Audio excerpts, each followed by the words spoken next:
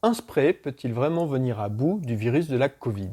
Cette question, on est en droit de se la poser, surtout quand une marque en fait un argument commercial. Comme je cite une marque, je précise que j'ai acheté ce spray, ce n'est donc pas une vidéo sponsorisée. Il s'agit du spray Assainispray de la marque Nature Active. Ce qui m'intéresse, c'est de pouvoir me faire un avis sur ce spray et le partager ensuite avec vous.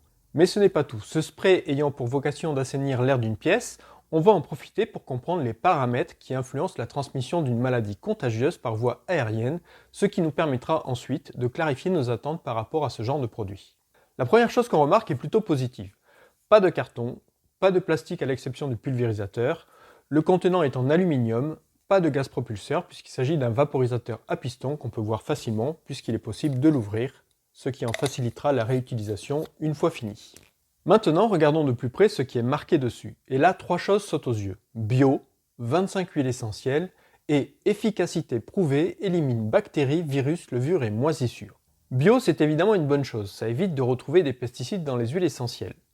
25 huiles essentielles, là on est en droit de se demander pourquoi il y en a autant. Si on veut faire un produit anti-infectieux, quelques huiles essentielles suffisent, pas la peine d'en mettre 25. Par contre, si vous voulez qu'en plus votre produit ait une bonne odeur, alors là je pense qu'en effet il faut faire un vrai travail de parfumeur pour obtenir les notes olfactives que vous cherchez, ce qui nécessite d'en combiner un certain nombre. Et pour le coup, au niveau de l'odeur, ou plutôt du parfum, on est obligé de reconnaître que ça sent vraiment bon. Enfin, en tout cas, moi, je trouve l'odeur agréable et les personnes à qui je l'ai fait sentir aussi. On n'est pas sur une odeur de parfum pour WC et on n'est pas non plus sur une odeur trop médicale. C'est plutôt une odeur assez fraîche et agréable qui donne une vraie sensation de propre. Reste la mention efficacité prouvée. Comment la marque démontre son efficacité? En fouillant sur leur site, on trouve la référence d'une norme qui s'applique aux produits virucides, et donc lorsqu'on fait le test dans les conditions mentionnées dans la norme, on doit avoir une activité mesurable, et la grandeur mesurée est la charge virale. Il est donc annoncé une réduction significative de la charge virale en menant les essais décrits dans la norme. Le problème dans cette affirmation, c'est qu'il est difficile d'évaluer la charge virale restante. Il est même assez difficile de faire un lien avec la réduction de risque de contamination du style avec le spray, on divise par deux le risque de contamination par voie aérienne. En tout cas, sur leur site, il est fait mention de l'efficacité du produit sur le virus de la Covid et de la grippe, alors que sur l'emballage, il n'est fait mention que de l'efficacité contre le virus de la grippe H1N1. Le site est peut-être plus à jour que l'emballage si les résultats du test contre le virus de la Covid sont récents. Donc, comme on ne peut pas vraiment évaluer la réduction du risque, on va maintenant regarder les huiles présentes dans cette synergie pour se faire une idée du pouvoir virucide. Dans la page descriptive du produit sur leur site, on voit mentionner des huiles réputées pour leur activité anti-infectieuse et assainissante atmosphérique comme le citronnier, le pin sylvestre, le niaouli, la lavande fine, le laurier noble, l'eucalyptus globulus et le titri.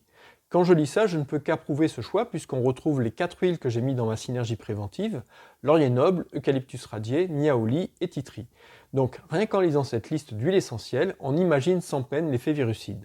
Par contre, si on regarde directement sur le flacon et qu'on part de l'hypothèse que les ingrédients sont classés par ordre décroissant, eh bien la première huile essentielle mentionnée est celle de cèdre de l'Atlas, qui n'est pas spécialement une huile connue pour son activité anti-infectieuse. Mais comme je le disais tout à l'heure, il y a de fortes chances que parmi les 25 huiles présentes, certaines ne sont là que pour construire la note olfactive. On retrouve également d'autres huiles très anti-infectieuses comme le thym thymol par exemple. Bref, quand on regarde toutes les huiles présentes, on est clairement dans un mélange assainissant, antiseptique et anti-infectieux. Mais, et c'est ça qu'il faut garder à l'esprit, si on utilise ce genre de produit, c'est avant tout avec l'idée d'assainir un espace intérieur. Or, si on ne comprend pas comment se transmettent les virus entre personnes dans un espace intérieur, alors on risque de ne pas utiliser correctement ce genre de produit. Pour faire simple, chaque fois que nous respirons ou nous parlons, nous rejetons des gouttelettes de différentes tailles. Si on est infecté par un virus comme le SARS-CoV-2, il y a de fortes chances que ces gouttelettes contiennent des virus. Les gouttelettes les plus grosses retombent par gravité sur le sol ou les meubles dans un rayon d'environ 2 mètres autour de nous. Par contre, les gouttelettes inférieures à 100 microns, elles, vont pouvoir rester en suspension rien que par les mouvements de l'air dans la pièce. Et n'importe quelle personne présente dans la pièce peut être amenée à respirer ces gouttelettes, même si elles se trouvent à plus de 2 mètres. Je vous laisse imaginer tout ce que nous pouvons mettre dans l'air quand on est plusieurs dans la même pièce pendant un certain temps, comme dans une réunion par exemple. Donc, si vous espérez assainir une pièce close simplement en vaporisant ce spray, c'est certes mieux que ne rien faire, mais ça risque vraiment d'être insuffisant. Pourquoi? Parce que tout simplement, le spray lui-même projette des gouttes de différentes tailles, dont la majorité retombe très vite par effet de gravité. On le voit très bien quand on le pulvérise.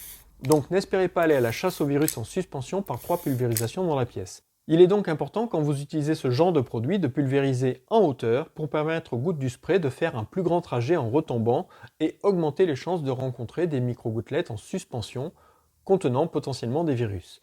Mais si on veut tirer le meilleur parti d'un tel produit, alors il ne faut pas oublier que l'action la plus importante pour assainir une pièce, c'est de l'aérer. Et là, en combinant l'aération et la pulvérisation, on peut vraiment avoir un assainissement optimal. Si vous voulez vous convaincre de l'importance de l'aération, je vous encourage à regarder la vidéo de la chaîne Science Étonnante qui met tout ça en équation. Je vous mets le lien en description de la vidéo. Donc au final, est-ce utile d'acheter ce genre de spray avec pour objectif de réduire le risque de contamination ? Je pense que c'est un complément utile dans une stratégie de prévention et son odeur agréable renforcera l'idée qu'on respire un air sain et propre. Mais il serait illusoire de penser que ce produit se suffit à lui seul et je ne pense pas que ce soit son but. Par contre, il complétera efficacement les autres mesures classiques de prévention comme l'aération et les gestes barrières. Dans une pièce peu ventilée, il ne fera pas de miracle, il réduira le risque, certes, mais de combien ? Il apportera de toute façon sa touche de fraîcheur et c'est déjà ça. Il trouvera sa raison d'être dans les endroits qui reçoivent beaucoup de monde, comme des salles de réunion ou des salles d'attente. Vous pouvez également l'utiliser si vous faites partie des personnes qui n'ont pas de bureau fixe, pour vaporiser un petit coup sur le bureau avant de vous installer. Il aura par contre plus de difficultés à convaincre pour un usage domestique, sauf si on aime son parfum, ou si vous recevez beaucoup de monde, ou si une personne du foyer est malade et qu'on veut limiter le risque de contagion, en association bien sûr avec les autres mesures. Perso, je le trouve agréable et puisque j'en ai un, je pense que je vais continuer à l'utiliser. Prenez bien soin de vous et à bientôt pour une prochaine vidéo.